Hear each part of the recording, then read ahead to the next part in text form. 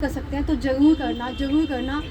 और मैं ये बोलती हूँ इसमें भी आपकी बहुत बड़ी ब्लेसिंग होती है और ये हमारे लिए बहुत बड़ी, ये मैं बोलती हूँ हमारी इतनी बड़ी ब्लेसिंग होती है कि हम किसी की कुछ कर पाएँ और अगर कुछ अच्छा बोल पाएँ किसी के लिए, किसी की निंदा चुगली किसी को नहीं करना। अगर कोई करता भी तो उससे कट कर लो, मतलब हाथ जोड़ लो, कुछ मत बोलो, उल्टा मत बोलो।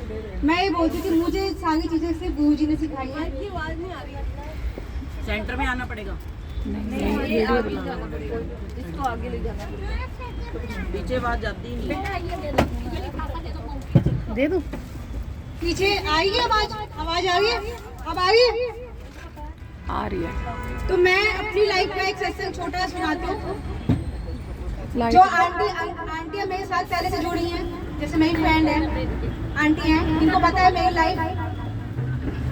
जब मैं मतलब कोरोना टाइम में, मैं आपको बताती हूँ, कोरोना टाइम में जब मैं गुरु जी के साथ नहीं जुड़ी हुई थी, बिल्कुल भी नहीं जुड़ी हुई थी।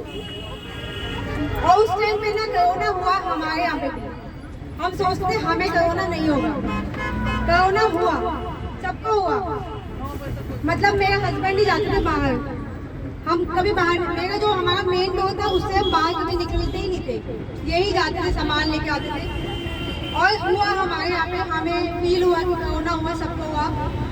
और मेरी मम्मी को भी हुआ।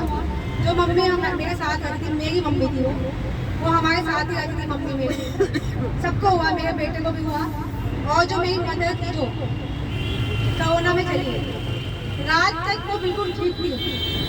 हम सबको कोरोना ठीक हो गया था, 14-15 दिन हो चुके थे और मेरी मम्मी रात तक बिल्कुल सही थी। सुबह 6 बजे के टाइम पे मुझे आज भी वो सीन याद आता है कि 6 बजे मेरी मम्मी ने मुझे बोला कि मुझे कुछ घबराहट हो रही है और ऐसे कुछ हो रहा है, मुझे मेरे हाथ और पैर मसल मतलब ऐसे कुछ करते मेरा, और वो सीन मुझे याद आता है। तो मैं कभी भी मतलब सोच नहीं सकती कि किसी के मम्मी पापा आंखों के सामने चले जाते हैं तो कैसा लगता है।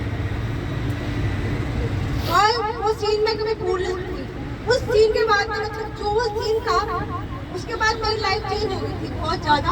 मैं बहुत ज़्यादा ऐसा हो गया था कि मतलब कहीं से मतलब रोती रहती थी, बस चिल्लाती रहती है, मम्मी चली गई मेरी मम्मी।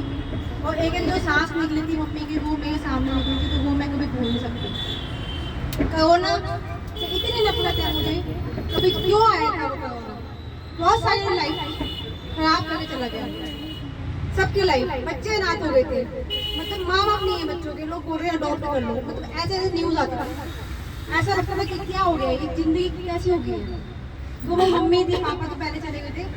तो मम्मी के जाने के बाद मैं बहुत ज़्यादा डिप्रेशन में, बहुत रोती थी, मैं चिल्लाती थी, कोई रात सोती नहीं थी। मेरे हस्बैंड मुझे चुप कराते थे, बोलते थे कि मतलब सोती नहीं थी मैं, मुझे मतलब उस घर में मम्मी नजर आती थी मुझे, कभी यहाँ जा रही, कभी जैसे किचन में से निकल के आ रही, कभी कहीं कहीं पर नजर आती थी वो।